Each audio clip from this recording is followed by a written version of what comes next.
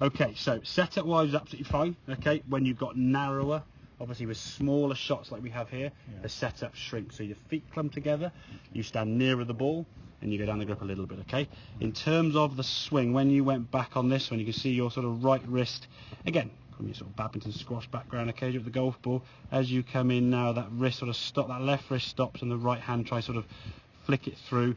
And if you did that now, you can see the shaft going straight to the middle of your body. Okay, now if you look at this on the left hand, on the right hand side, with that extended club, as we go back, as we swing through now, so your left hand keeps going, and you keep maintaining the angle now between your left arm and the club.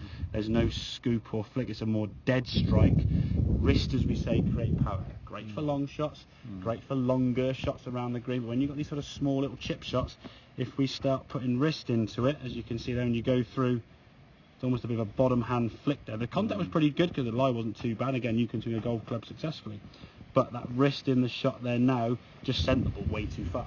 The problem then with some of the shots, you had to try and take the power off. You sort of just stomp the club into the ground, and then as you do that, the golf ball ended up just sort of going there somewhere. Okay, and that's the risk you could have. And then of course anything, I've stubbed the ground behind the ball.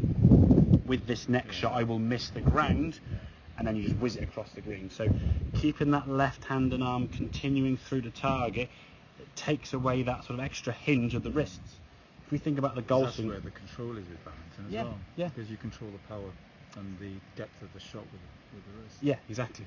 So if with the golf, you've got three movements here. You've got arms as a power source. That's the weakest power source. Wrist to the next power source when we're doing sort of medium length shots, or maybe sort of 50, 60, 70, 100 yard shots, and then the full turn of the shoulders is your second lever. So you've got arms as one, that's your shortest shot, wrist to the second movement, and that gives too much power for these short shots, and obviously the body turning which you're doing. Okay, so when we look at the shots we have here now, only if you go 10, 15, 20 yards, we don't want to be using the wrist too much to flick it, because it just adds too much power. Okay, and just sends the ball too far. Then of course the way you try to stop the power is just stop at the ball. We want the arms to keep, if the arms keep going, the club comes back to a little bit slower. If the hands flick at it, you get a nice lot of speed, but as we said before, it's too much power, too much speed. So. Does that make sense then, yeah? Yeah. So small shots, just smaller in, don't try and get too wide, too big, because that'll encourage a bigger movement. Shorten everything.